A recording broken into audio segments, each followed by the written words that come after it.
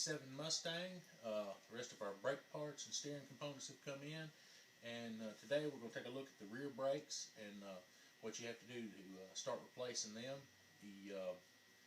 getting the drums off, safety aspects, dealing with the brake dust, and what you need to do to keep yourself safe. First of all, good pair of safety glasses, good pair of gloves. You're going to need a ball peen hammer. You're going to need some spring pliers, your specialty tool to deal with the springs in the drum brakes. You need a brake adjusting spoon. Here's a different style spring tool for getting the springs on and getting them back off. Tools. That's a specialty little spring tool remover for holding the brake shoe to the backing plate. That's another handy little tool. You can get by with a pair of pliers, but if you have the right tools to do the job, it makes it go a lot faster. A little bit of penetrating oil of some kind. A lot of times these drums will be stuck, and you need to take some mineral spirits and for cleaning up your backing plate, and have you a drain pan, catch all that, and when you get through cleaning up all the heavy debris with the mineral spirits and a brush, you'll take and do your final cleaning with your brake clean. It cleans all the remnants of oil and grease and doesn't leave any residue behind. So you need something like this to do your final clean. Okay, so let's get into it. Alright, your gloves on, got our safety glasses on, the vehicle's jacked up and supported on jack stands. Okay, first thing we're going to do, set our pan in place, hammer our penetrating oil, just go around the hub. Just a few little drops, I won't carry it away. Right around the studs. Just a little bit of penetrating oil. What you want to do is tap, face the drum. You see this one's wiggling around because I've already had it off and to inspect the brakes. But a lot of times that drum's going to be stuck. It's going to have not been off for years. It's going to have been rusted in place, and you're not going to be able to get it off real easily. You want to see if you can turn the drum by hand. If you can turn it by hand, chances are it will slip off, unless you have really grooved drums, which might very well be the case. But let it sit a couple of minutes with penetrating oil on it after you've tapped it, and you come and you just tap. You may have to rotate it and then tap. Once you see the drum has jumped, wiggle, take it on off. Now, a lot of times, see that dust? You don't want to be breathing that dust. That if you have a vehicle that hadn't been taken apart in a bunch of years, chances are that's got asbestos in it. You don't want to get that in your lungs. It's not good, and but you don't want to stir that dust up. You want to try to capture it, and I'll show you how to do that in a little bit. Alright.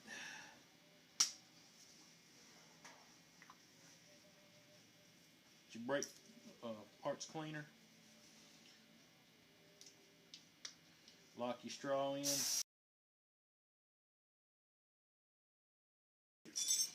On your brake spring tools, this is my preferred tool. You stick it on there and you turn, push in and turn, and your spring will come off. Okay?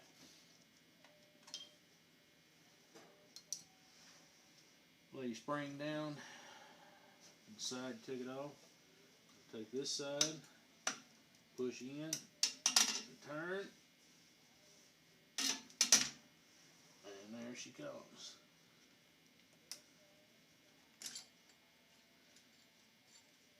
That's going to be your automatic slack adjuster cable there.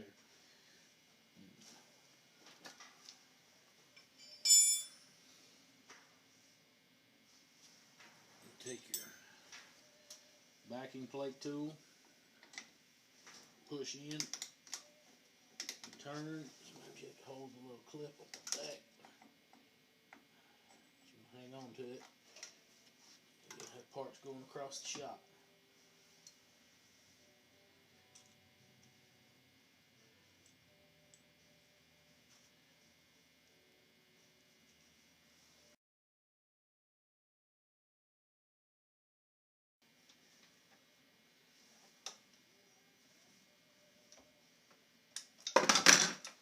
And they'll fall apart.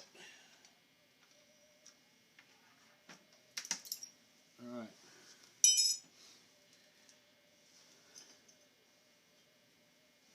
You got a park brake plate and you got a spring on it. Helps keep the tension on it, keep it from falling out, keep up all your pieces, parts.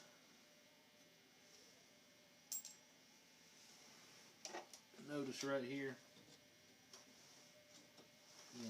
you've got a little clip right there.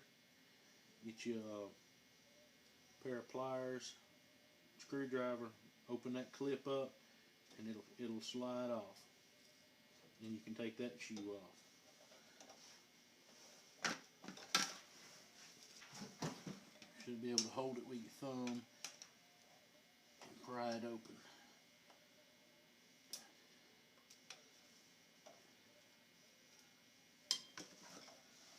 And the brake shoe comes off. You probably notice that it's a little bit bent. That's not a problem.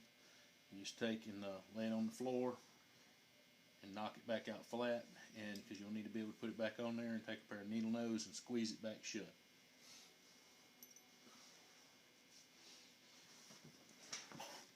Now, what I was saying earlier about this brake dust is if you can catch it up, like when I first took this apart, I didn't have a pan up underneath it, so the brake dust ended up getting on my floor. You don't want to sweep that brake dust, ever, or take and blow it with air or anything. You don't want to get it stirred up, is what I'm saying. If you do end up with brake dust in your floor, you'll want to wet it down with either a little bit of mineral spirits and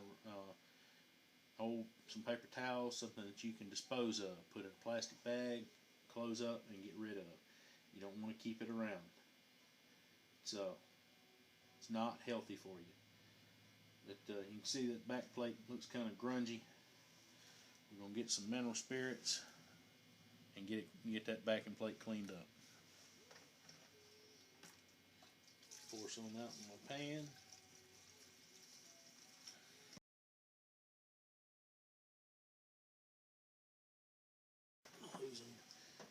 Another important thing to keep note of is you'll notice that I only tear down one side at a time.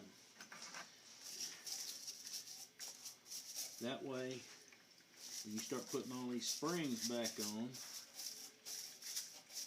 and you can't figure out exactly how they were routed, you can go to the other side and look, take a peek, figure out how they're routed, and come back over here and put them on. Alright, that's pretty much got all the crud and junk off. Now, we can take a little bit of brake clean. Okay, now, let that sit for a few minutes and let the brake clean evaporate off of it. And these mineral spirits you can take and get you a funnel and a coffee filter and pour it back into your jug and catch your mineral spirits up and use it over again several times. The reason I like to do it this way is I can reuse this mineral spirits and get most of my parts and stuff clean and save my brake cleaner. It's not you can't put it back in the can, and it's kind of expensive to have to keep buying it. So you just have to kind of think along the lines of being economical when you're trying to save a nickel or three. So that's it for now. We start figuring out how to hook all these springs back up.